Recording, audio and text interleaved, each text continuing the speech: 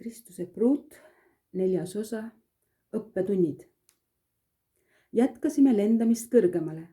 Enne kui me kõige kõrgemale mäele lähenesime, nägin ma raisakotkaid all oru kohal tiirlemas. Nende kiilaspead nägid välja jubedad, räpased ja vastumeelsed. Valge kotkas rääkis: ära pööra neile tähelepanu. Nad otsivad seda, mis on surnud, mitte elavat. Pöörasin pilgu kõrvale. Korstna kammsabad, chimneyswifts. Järsku hakkasid meist mööda lendama tuhanded väikesed tumedad linnud. Taevalaotus oli neid täis. Nad sädistasid omavahel väga valjusti. Nende tiibade kahin lisas juurde ärevust. Nad olid nii lärmakad ja räpased, et nad ei märganud isegi valget kotkast, kes lendas nende vahel. Nad lendasid meist mööda, et omavahel nõu pidada ja uuesti ja ikka jälle nõu pidada. Korstna kammsabad, ütles valge kotkas. Nad elavad tahma sees. Nad tõusevad üles, kuid mitte tulejõul. Nad on kaetud söega, sest nad tulevad pimedusest, peites end söestunud inimeste sekka. Nende sabad on nagu madude keeled, ära lenda nendega. Kuuldes nende kädistamist tuli meelde sõna kuulu jutt. Mürk on nende juttude sees, mõtlesin ma. Issanda hoiatus pani mind mõtisklema nende tegevuse ohtlikkuse üle. Tundus, et nende vestlus oli pigem kassahiti reklaam kui Pauluse manitsus. Ärgu tulgu teie suust ühtegi ebasündsat sõna. Efeslastele 4, 29-32 kirjutatud on: ühtegi nurjatut sõna ärgu tulgu teie suust, vaid rääkige ainult seda, mis on hea teiste ülesehitamiseks, et kuuljad saaksid armu. Järge kurvastage püha vaimu, kes on kinnitatud teiega nagu pitseriga lunastuspäevani. Kõik kibedus ja raev ja viha ja kisa ja teotamine jäägu teist kaugele eemale koos kogu kurjusega. Olge üksteise vastu lahked, halastajad, andestage üksteisele, nii nagu ka Jumal on teile andestanud Kristuses. Tõepoolest, mõtlesin ma, kuidas me saame lennata kõrgemale, kui oleme maa pealsest elust nii haaratud, kuulates ja rääkides patust. Ja mitte ainult maailma patust, vaid ka vendade seas tehtavast patust. Meie maine fookus on löönud vaia maasse ja selle külge on laostatud meie hing ja vaim. Kirjutatud on Efeslaste 4. peatükis 22-23. Teil tuleb jätta oma endise eluviisi poolest vana loomus, kes laostub petlike himude käes ning saada uueks oma mõttelaadilt. Hakid. Olin mõtetesse vajunud, kui üks tume röövlind meie alt mööda lendas. Kuri kull, ütles issand, ära lenda nendega. Tundmatud kaubad, pomisesin endamisi. Ma polnud sellele fraasile aastaid mõelnud. Ja kindlasti mitte seoses taevariigi tööga. Kuid nüüd, kui ma sellele mõtlesin, tundus, et selle asemel, et muutuda Kristuse sarnaseks, olin muutunud hoopis maailma sarnaseks. Kas sool võib kaotada maitse? Rabapistrik. Enne kui jõudsin edasi mõtiskleda, möödus meist rabapistrik. Pistrikud petavad sind meelitustega, ütles valge kotkas. Vale ajab su elu sassi, ära lenda nendega, lisas ta. Kellega ma võin siis lennata, issand, küsisin. Lenda koos minuga, Anna. Lenda koos minuga. Kotkad pesitsevad kõrgemal, nad ei liigu ringi karjas nagu pardid, järgides teist issanda asemel. Nad ei ole nagu kanad, kes otsivad kaitset, aga mitte Kristuselt. Nad ei ole nagu putukaid jahtivad haned, kes ootavad toitu, aga kellegi teise käest, mitte otse Kristuselt. Kotkad pesitsevad kõrgel. Kas sa tahad lennata koos minuga, Anna? Jah, issand, ütlesin ma. Lõpeta siis kõik püüded, et olla osa karjast. Lase end kanda tuulel ja hoovustel kõrgemale. Viiruk. Kogu ümbruskond oli täis viiruki teravat lõhna. Puhtus on oluline, mõtlesin endamisi. seda oli issand õpetanud lindude õppetunni kaudu. Ei piisa lihtsalt sellest, kui armastate teda ja tahate olla koos temaga. Tema tahab pruuti, kes on puhas. Sellist, kes on vaba maailmast, lihast ja kurjast. Samuti see, kes ei osale ebaküpsete kristlaste pattudes. See, kes on valmis muutuma tema sarnaseks. Hoidsin kätega kinni pesa äärest ja vaatasin sealt alla. Olime väga kõrgel, ühe oru kohal. Ma võisin näha miilide kaugusesse. Maa tundus olevat viljakas. Olin istudes märganud pesa sees paari valget sulge. Kui ma nüüd üle oru vaatasin, imestasin, kui paljud mu enda noorkotka suled olid asendanud juba tugevate, küpsete ja valgetega. Kas mina kasvan suureks? Kas mind muudetakse Kristuse sarnaseks? Kas ma olen nõus selle eest hinda maksma? Küsimus. Mu taevane isa oli esitanud mulle selle küsimuse, kui minust sai tema kantsler, kuninga sekretär. Et ma olen ju raamatuid kirjutanud mitmeid ja vastasin siis talle, et olen nõus. Mõnikord aga leian, et vastan enne, kui mõistsin, mis selle tegelik hind on. Nüüd tahtsin endalt küsida sama küsimuse. Kas ma olen nõus selle eest maksma? Kas olen tõesti valmis? Kas ma suudan loobuda harjumustest, mida pean väikesteks rikkumisteks, mille kohta hingevaenlane sosistab? Seekord on kõik korras. Kas ma olen valmis laskma pühal vaimul tuua mind distsiplineeritud ellu, jüngri ellu? Mu mõtted jätkusid ja minu motiivid. Kas ma tahan edu või olen ma valmis lubama tal minu kaudu töötada, võttes vabalt omaks nähtava tulemuse või nähtava tulemuse puudumise, ükskõik kumba valida. Millist tasu ma otsin?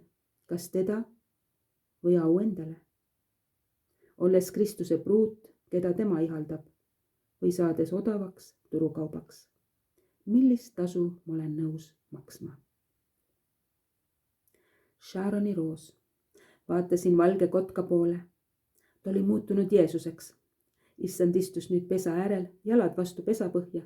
Vasakus käes hoidis ta suurt roosat roosi. Liha võib näha välja hea, nagu see ilus roosa roos, ütles ta. Kuid selle roosi okkad võivad põhjustada palju veriseid haavu. Äkitselt ilmus tema paremasse kätte kimp punaseid tulpe. See on Shaaroni roos, ütles ta. Need kasvavad minu aias. Ma tahan, et see oleks selline roos, anna, ilma okasteta. Roosa roos kadus. Ta jätkas. Testid murravad lihameele. Lase end valada anumast anumasse, et pragunenud setted saaksid maha pudeneda ja sinust maha jääda. Tulatas mulle kimbu Shaaroni roose. Sulle, Anna, ütles ta. Minu issand, nad on nii ilusad, vastasin ma. Aga kas nad ära ei närtsi? Preemia. Need ei närtsi, muigas ta. Kui sind premeeritakse tasuga, muutub see igavesti elavaks. Isegi elu maa peal saab täis elektrit, üllatusi, pulbitsevaks, nagu seda on igavene elu. Sinust saab eluande vaim, sest minu vaim puudutab sinu kaudu teisi. Ta jätkas. Kui ma suuremal määral voolan läbi sinu, on minu tasu sinuga. Kindlused kukuvad kokku, müürid pragunevad ja purunevad. Rohkem elu tormab läbi sinu vaimu ja voolab edasi teistele. Ka sina saad kasu, ka sind kosutab see, et oled minu elu kanaliks.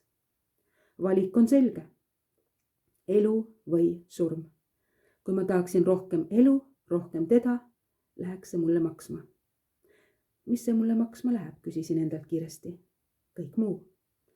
Aga mis see kõik muu on, küsisin endalt uuesti. Surm, kõik väljapool teda on surm, maskeraad, pelk, pette, kujutelm.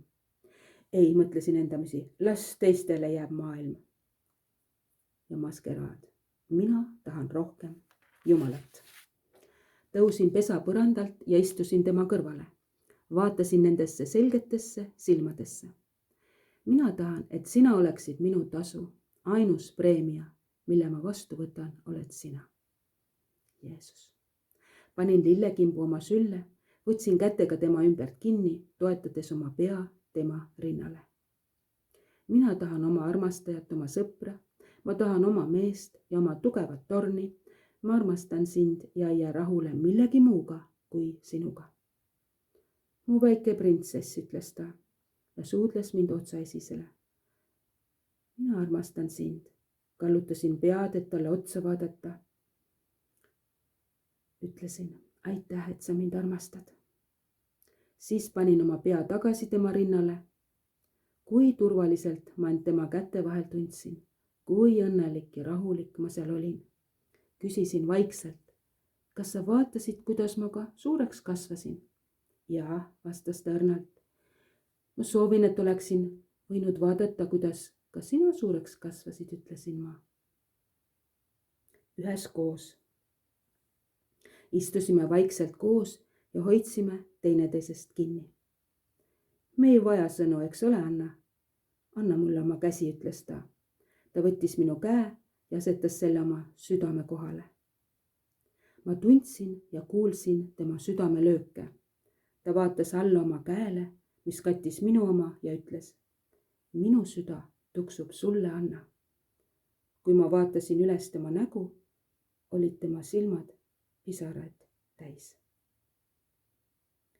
Mina armastan sind, ütles ta. Sinised vaimud. Äkitselt oli meie ees õhus tiirlemas 23 vaimolendit. Nad olid helesinised, nagu läbipaistvad kalliskivid. Ma nägin neist läbi. Nad hakkasid lugupidavalt tantsima taevase muusika järgi, mis tundus tulevat ei kuskilt. Nad tantsisid õhus, nagu oleks seal põrand. Nende liikumine oli aupaklik ja nad hakkasid laulma. Las maa kuuleb taevast kuulutamas, kuula oma seda häält.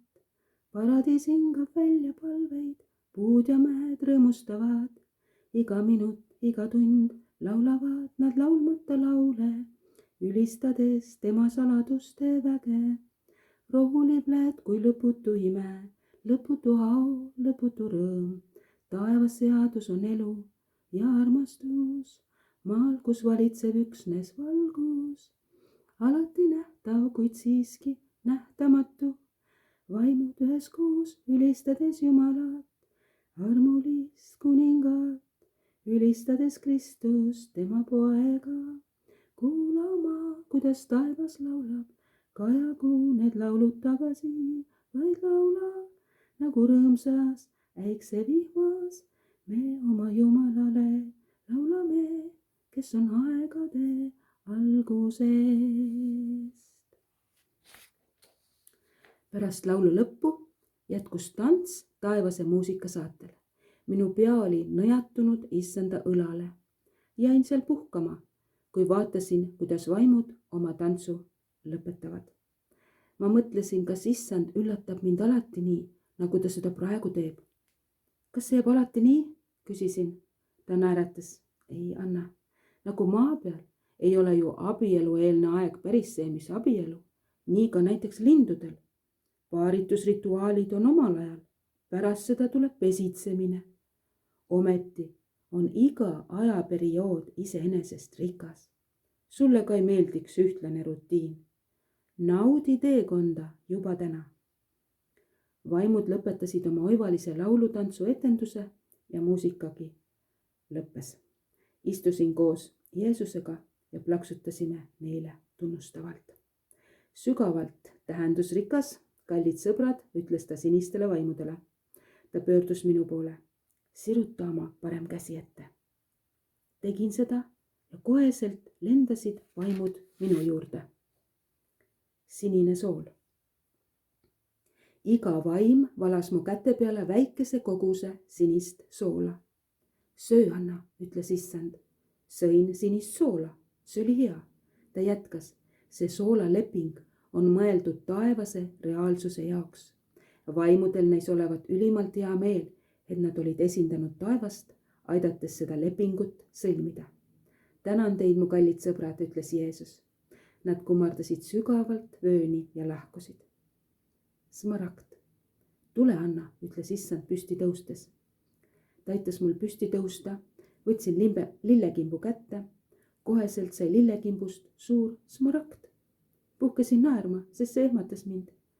See on sinu krooni jaoks, Anna, ütles ta. Aitäh, issand, naeratasin vastu. Küsisin, kuidas sa minuga nii palju aega saad viita?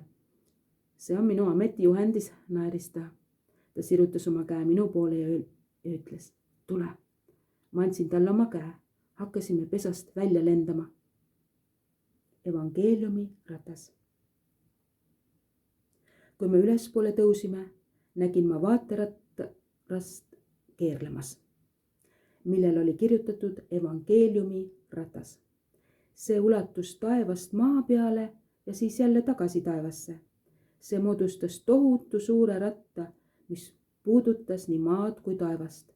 Me lendasime otse selle kõrvale.